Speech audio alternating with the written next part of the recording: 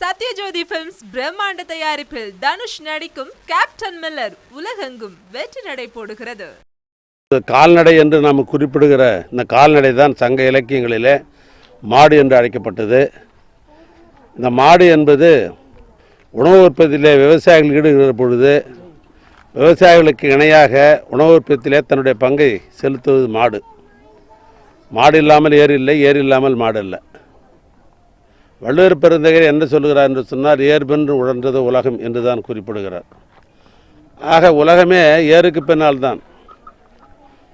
இன்னும் சொல்ல வேண்டும், சுருக்கமாக சொல்ல வேண்டும் சொன்னால், விவசாயிகள் சேற்றிலே கை வைத்தால் தான் நாம் சோற்றிலே கை வைக்க முடியும் என்று முதுமொழியும் உண்டு.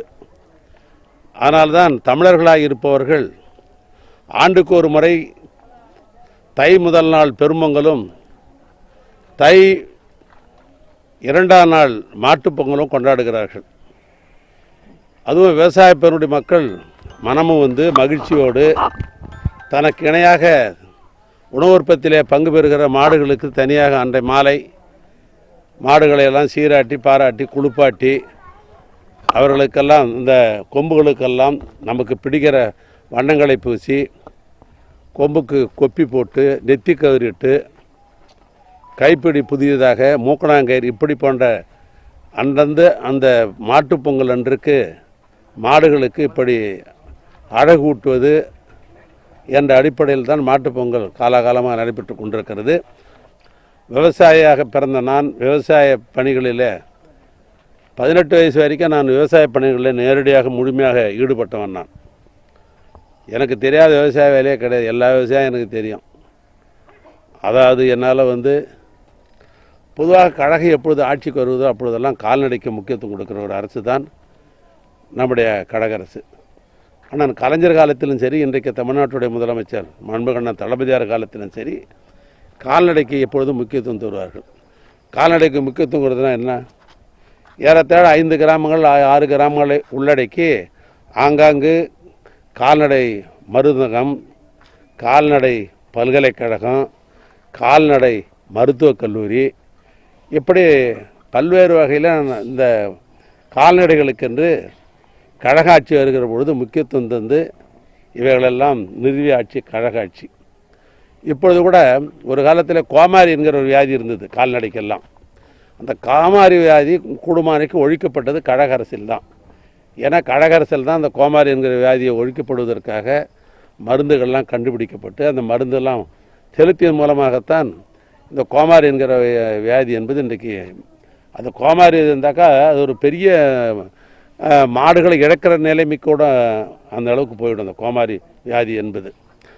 அப்புறம் கண்டுக்குட்டி போடுகிற பொழுது சில நேரங்களில் மாடுகள் இறக்கிற தன்மை உள்ளது. ஏன்னா அவ்வளோ நிலமெல்லாம் இருந்தது. இப்போல்லாம் விவசாயிகளுக்கு ஒரு விழிப்புணர்ச்சியை உருவாக்கி அந்த கால்நடைகள் உயிரோடு காப்பாற்றுவது, பேணி காப்பது என்பதற்கெல்லாம் கால்நடை மருத்துவர்களை வைத்துக்கொண்டு அரசின் சார்பாக விவசாயிகளுக்கு விழிப்புணர்வு உண்டாக்கி கொண்டிருக்கிறோம். எனவே இந்த கால்நடையை பொறுத்தல கூட மனிதனுக்கு எப்படி பல்வேறு வகையில் ஒரு அரசாங்கம் உதவ முடியுமோ அப்படித்தான் கழகாட்சி வருகிற பொழுதெல்லாம் கால்நடைக்கு முக்கியத்துவம் தந்து பல்வேறு உதவிகளை செய்கிற ஆட்சி நடைபெற்று கொண்டிருக்கிறது. எனவே இன்றைக்கு மாட்டுப்பொங்கல் விவசாயம் இருக்கிற நாங்களெல்லாம் பெருமைப்படுகிறோம். தமிழ்நாட்டில் இருக்கிற விவசாயிகள் எல்லாம் இன்றைக்கு இந்த மாட்டுப்பொங்கலை சிறப்பாக கொண்டாடுகிறோம்.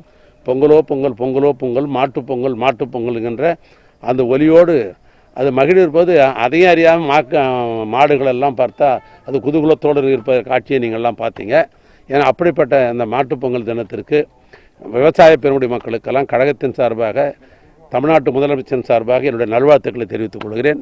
இதெல்லாம் ஒரு காலத்தில் ஆர்கானிக் ஃபுட் என்பது விவசாயிகள் உற்பத்தி செய்யப்பட்டது தான், பழமையானது தான்.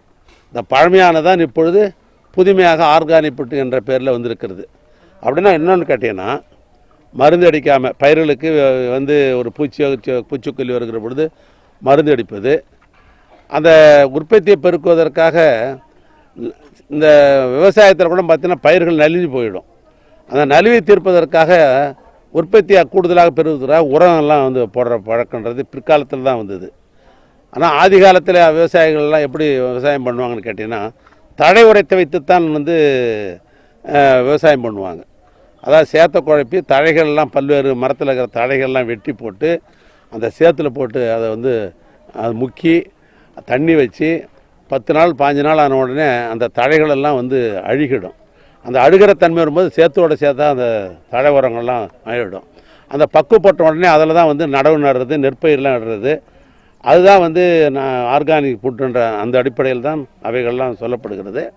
எனவே அப்படிப்பட்ட விவசாயத்தை இப்பொழுது விவசாயிகள் மீண்டும் ஆர்கானிக் ஃபுட்டு தயார் பண்ணுன்றோம். அந்த அடிப்படையில் அது நெல்லோட மாத்திரம் இல்லாமல் உணவு உட்கொள்கின்ற காய்கறியாக இருந்தாலும் சரி, அவைகளிலும் இன்றைக்கி ஆர்கானிக் ஃபுட் என்ற அடிப்படையில் பழைய விவசாயத்தை இப்போ ரினியூல் பண்ணுறோம். நம்ம அந்த அடிப்படையில் தான் இப்போ நான் கூட சரி இப்பொழுது அந்த ஆர்கானிக் ஃபுட்லாம் எங்களுடைய விவசாய நிலங்களில் பண்ணணும் அப்படின்னு சொல்லி எங்களுடைய விவசாய பண்ணையில் வேலை செய்கிற தோழர்கள்ட்டெலாம் சொல்லியிருக்கிறேன்.